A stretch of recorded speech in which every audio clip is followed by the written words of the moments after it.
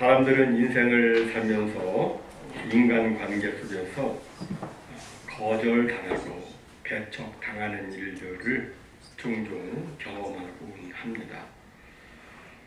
배척을 당하게 되면, 거절을 받게 되면 마음이 불쾌해지는 것은 물론이고 또 때로는 화도 나게 됩니다. 심리학에서는 사람들이 상처를 받는 큰 원인 중에 하나는 거절감에서 온다고 그러는데, 거절당할 때 그것이 마음의 상처가 된다는 것입니다. 오늘 본문에 보면 예수님께서 고향 사람들에게 배척당하신 말씀이 나오고 있습니다. 예수님께서는 가버나움에서 혈루증 앓는 여인을 고쳐주셨고 또 회당장 야이로의 딸을 살려주셨습니다. 그리고 난 다음에 이제 그 가버나움에서 제자들과 함께 자신의 고향인 나사렛으로 가셨습니다. 오랜만에 고향에 가니까 반가운 얼굴들이 보였습니다. 어릴 적 같이 놀던 친구들도 있었고 또 동네 어른들도 있었습니다. 그들과 반갑게 인사를 나누고 그랬겠죠. 그리고 이제 안식일이 되어서 예수님이 회당으로 가셨습니다. 그리고 당시 규례에 따라서 예수님께서 이제 회당에서 말씀을 가르치시는데 그 지혜와 권위에 사람들이 놀랐습니다. 이것을 마가는 본문 2절에서 이렇게 표현합니다. 안식일이 되어 회당에서 가르치시니 많은 사람이 듣고 놀라 이르되 이 사람이 어디서 이런 것을 얻었느냐, 이 사람이 받은 지혜와 그 손으로 이루어지는 이런 권능이 어찌 됨이냐. 예수님의 그 말씀을 듣는 순간 고향 사람들은 깜짝 놀랐습니다. 왜냐하면 자신들이 알고 있던 예수가 아니었기 때문이었습니다. 그래서 서로 묻습니다. 도대체 이 사람이 어디서 이런 것을 얻었는지, 이 사람의 지혜와 그리고 그 손으로 이루어지는 그 권능이 도대체 어디서 난 것인지 그들이 참 궁금해했습니다. 그런데 그런 이야기의 끝에 그들의 반응은 전혀 뜻밖이었습니다. 그것은 예수님을 칭찬하고 존경하는 것이 아니라 예수님을 싸늘하게 냉대하며 깎아내렸던 겁니다. 3절을 보면 이 사람이 마리아의 아들 목수가 아니냐, 야고보와 요셉과 유다와 시몬의 형제가 아니냐, 그 누이들이 우리와 함께 여기 있지 아니하냐고 예수를 배척한지라. 예수님께서는 조금 전 가버나움에서는 놀라운 환영을 받으시고 사람들의 관심의 초점이 되셨는데 지금 고향에 오셔가지고서는 싸늘한 냉대를 접하시게 된 겁니다. 이때 예수님이 아주 유명한 말씀을 하시죠. 뭐라고 말씀하셨습니까? 선지자는 고향에서 환영받지 못한다. 선지자는 고향에서 존경받지 못한다. 이렇게 말씀하셨습니다. 여러분, 왜 선지자는 고향에서 존경을 받지 못할까요? 사람들은 왜 예수님을 배척했을까요? 고향 사람들이 왜 예수님을 배척했을까요? 여러 이유가 있겠지만 세 가지로 정리해보자면, 첫째로는 예수님을 시기하고 질투했기 때문이라고 생각합니다. 저 예수는 얼마 전까지만 해도 나와 똑같았는데 도대체 지금 하는 걸 보니까, 말하는 거 보니까 저 지혜와 저 능력이 도대체 어디서 났을까? 나는 옛날 그대로인데 저 예수는 어떻게 해서 저렇게 대단한 지혜와 대단한 그 능력의 사람이 되었을까? 라고 생각하면서 예수를 향하여 시기하고 질투를 한 것이 예수님을 배척한 이유일 수가 있습니다. 둘째는 그들이 편견을 극복하지 못했기 때문일 것입니다. 오늘 본문에 보면 나사렛 사람들은 예수님에 대해서 말하기를 이 사람이 요셉의 아들 목수가 아니냐라고 말하지 않고 뭐라고 했어요? 이 사람이 마리아의 아들 목수가 아니냐라고 말했습니다. 그들이 그렇게 말한 이유는 요셉이 이미 세상을 떠났기 때문이기도 하겠지만 다른 한편으로는 그들의 마음 밑바탕에 예수는 홀어미의 아들이라는 편견이 깔려있기 때문일 것입니다. 과거 우리 한국 사회에서도 전통적으로 홀어머니에게서 자란 자녀에 대한 그런 편견이 있지 않았습니까? 근데 그처럼 유대 사회에서도 애비 없는 자식이라는 그런 편견, 그것이 있었던 겁니다. 더욱이 그들이 알던 마리아는 어떤 사람이었습니까? 처녀 때 아기를 뵌 여인이었습니다. 성령의 잉태를 믿지 못하는 그들은 마리아가 사생아를 배웠다고 수군거렸을 겁니다. 그리고 그런 마리아의 아들, 또 목수가 나쁜 직업은 아니지만 당대 사람들에게 선망의 직업은 아니었으니까 마리아의 아들 목수라는 말에는 이미 예수님에 대한 편견, 예수님을 무시하는 그런 마음, 그런 것이 깔려 있었던 겁니다.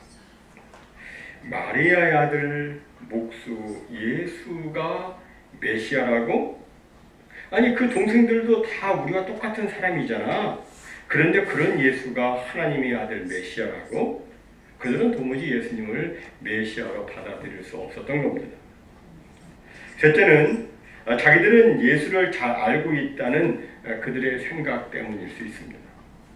그들은 아마도 자신들은 예수를 꼬마 때부터 잘 알고 있었고, 그죠? 예수님이 어떻게 성장을 했고, 예수가 어떻게 목수일을 하면서 생계를 꾸려나갔는지 다 잘 알고 있다는 생각이 예수를 배척한 이유가 될 수 있습니다. 즉 지금까지의 자기들의 지식과 경험에 의하면 예수는 메시아가 될 수 없다는 겁니다. 그들이 보기에는 예수는 메시아라기보다는 옛날에 알던 소년 예수 또는 목수 청년 예수일 뿐이었습니다. 그런데 그래서 다른 동네 사람들은 가버나움 다른 지역에서는 예수를 부를 때 다들 랍비라고 이렇게 불렀지만 나사렛 동네 사람들은 그저 예전에 부르던 대로 예수와라고 불렀을 겁니다. 사실 예수님을 예수와라고 친근하게 부르는 것은 아무 문제가 되지 않습니다. 하지만 예수님을 나는 네가 아이였을 때 어른이었어. 너는 옛날에 꼬맹이였어. 이런 선입견을 가지고 예수님을 부른다면 그들은 예수님을 메시아로 받아들일 수가 없는 겁니다. 제가 예전에 시카고에 있었을 때 교회 전도사님이 계셨는데 그 전도사님의 어렸을 적 친구 아버지도 같은 교회를 다녔습니다. 그런데 그분은 그 전도사님을 부를 때 전도사님이라고 부르지 않고 예전에 부르던 것처럼 누구야? 라고 이름을 불렀습니다. 누구야? 이름은 밝히지 않습니다만 그렇게 불렀어요. 다른 분들은 다들 그냥 전도사님 부르는데 그분만큼은 그게 안 되었나 봅니다. 이건 아마 저도 마찬가지일 거예요. 여러분들은 저를 목사님이라고 부르지만 제가 어렸을 적에 자란 곳에 가면 저의 인사를 받은 동네 어른들이 고개를 끄덕이면서 그럴 겁니다. 근영이 왔어? 야 정말 오랜만이다. 어떻게 잘 지낼만해? 라고 할 겁니다. 근데 그런 제가 강단에 서가지고 그분들한테 막 설교를 한다면 그분들은 저에 대한 옛날 생각으로 설교가 제대로 들리지 않을 겁니다. 그래서 주님께서는 이렇게 말씀하신 겁니다. 선지자가 자기 고향과 자기 친척과 자기 집 외에서는 존경을 받지 못함이 없느니라. 다시 말해서 다른 데서는 존경을 받아도 자신을 아는 자기 고향이나 자기 친척이나 자기 집에서는 그렇지 못하다는 겁니다. 예수님은 고향에서도 존경을 받지 못하셨고 또 자기 집에서도 인정을 받지 못하셨어요. 예수님은 한 지붕 안에서 동생들과 한 이불을 덮고 한 밥상에서 밥을 먹으며 어린 시절을 같이 보내었습니다. 동생들이 보기에는 분명히 자기들이 형이고 오빠였는데 어느 날부터 자기가 하나님의 아들이라고 말하니 그 형제들은 그 말을 도무지 받아들일 수가 없었습니다. 그들은 아마도 형님이 좀 정신이 이상하게 된 것이다라고 생각했을 겁니다. 비록 어머니 마리아가 예수님의 그 탄생의 비밀, 예수님은 그냥 태어난 것이 아니라 성령으로 잉태된 하나님의 아들 메시아라고 말해 주었어도 그들에게 예수님은 그저 육신의 형이고 오빠였습니다. 그들의 이런 생각은 예수님께서 십자가에 못 박혀 죽으셨다가 사흘 만에 살아나실 때까지는 바뀌지 않았습니다. 십자가에 돌아가시고 부활하시고 난 다음에야 이제 예수님이 정말 하나님의 아들이었구나라는 것을 그들이 알게 된 것이죠. 그러니까 고향 사람들도 친척들도 동생들도 예수님을 하나님의 아들 메시아로 인정하지 않았던 겁니다. 근데 여러분, 이렇게 예수님을 하나님의 아들 메시아로 믿지 않으면 어떤 결과가 생깁니까? 하나님의 역사를 체험할 수가 없습니다. 오늘 본문 5절에 보면 이렇게 말씀하죠. 거기서는 아무 권능도 행하실 수 없어 다만 소수의 병자에게 안수하여 고치실 뿐이었고, 다시 말해서 예수님을 인정하고 고백하는 아주 소수의 그 사람들에게만 안수해서 그들의 병을 고쳐주실 뿐이었고, 대다수의 사람들에게는 그들의 그 믿지 않음으로 인해서 그들에게 권능을 행하실 수가 없으셨던 겁니다. 여러분, 예수님은 불신앙적인 분위기 속에서는 자신의 능력을 행하지 않습니다. 우리가 복음서에 보면 예수님께서 놀라운 이적과 능력을 행하시는 내용이 많이 나오는데, 이 모든 권능은 예수님이 하나님의 아들 그리스도이시다라고 하는 것을 나타내려는 목적에 있습니다. 즉 예수님께서 행하시는 그 이적과 기사와 그 놀라운 능력을 보고 이 예수님이 누구신지, 예수님이 정말 하나님의 아들이심을 믿으라는 겁니다. 이걸 보고 믿으라는 겁니다. 그런데 믿음이 없는 사람들은 그런 권능을 보면서도 예수님을 하나님의 아들로 믿지 않고, 그것을 보면서도 예수님을 믿지 않고 그 권능을 단순한 볼거리로, 단순한 흥미거리로 여겼습니다. 그래서 그들은 예수님이 이적을 행하실 때 예수님을 믿는 것이 아니라, 그걸 보고 예수님을 믿는 것이 아니라 어떻게 했습니까? 예수님한테 자꾸 그러잖아요. 또 다른 이적 한번 행해보라고, 또 다른 거 해봐, 자꾸 요구를 했습니다. 그들은 이적을 보면서도 예수님을 믿지 않았던 겁니다. 이렇게 믿음이 없는 접근은 신앙적으로 아무런 유익이 되지 못합니다. 믿음이 없는 접근은 예수님의 은혜를 체험하지 못하고, 주님의 구원을 경험하지 못하고, 주님의 영광과 주님의 그 위대한 능력을 체험할 기회를 잃어버리게 되는 겁니다.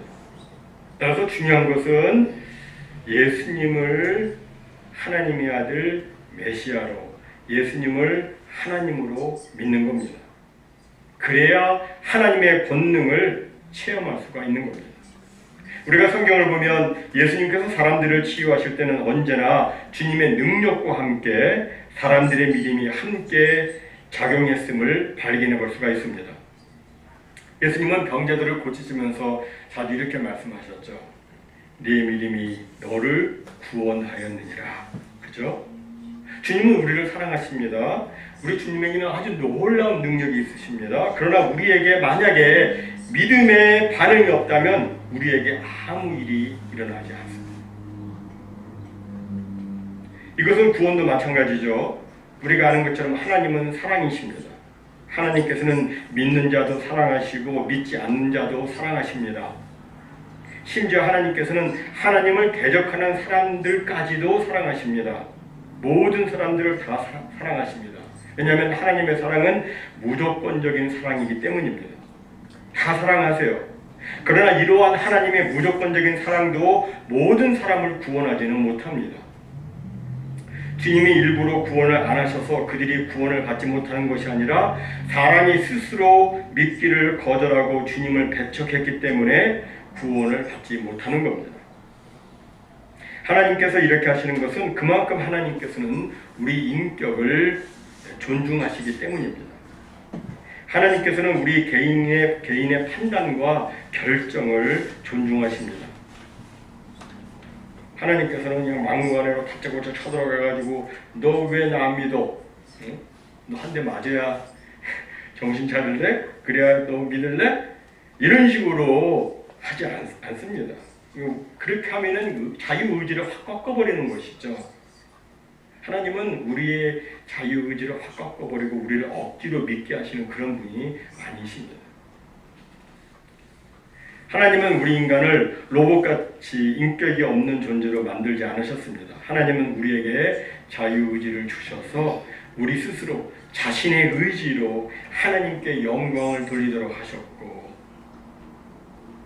믿음도 하나님께서 우리에게 거저 은혜로 주시는 것이지만 그 믿음도 강요된 것이 아니기 때문에 본인이 거부하면 그는 하나님과 상관없는 그런 삶을 살게 됩니다.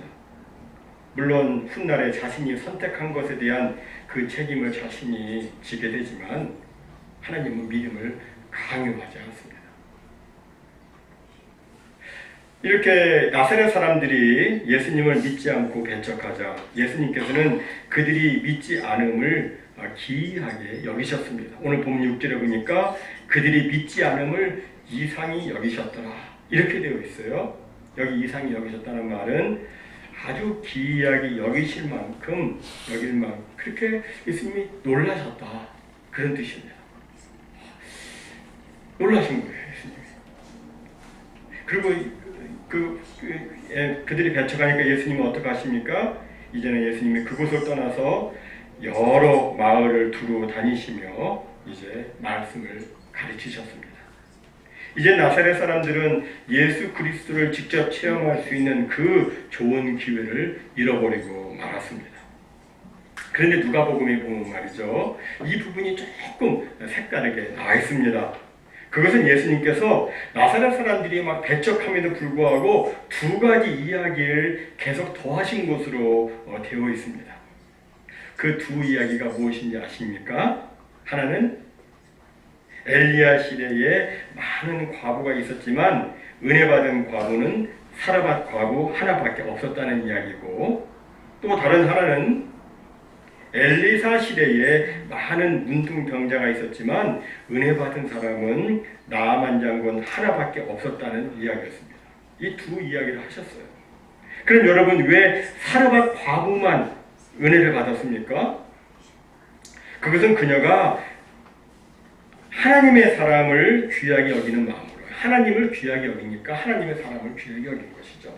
그러니까 하나님의 사람을 귀하게 여기는 마음으로 자신이 마지막 먹을 것을 내어놓았는데 이러한 그녀의 믿음을 보시고 하나님께서 은혜를 베푸셔서 그 고통스러운 기근의 시대가 끝나기까지 통에 가루가 끊어지지 않고 병의 기름이 끊어지지 않는 기적을 베푸셨다는 것이죠.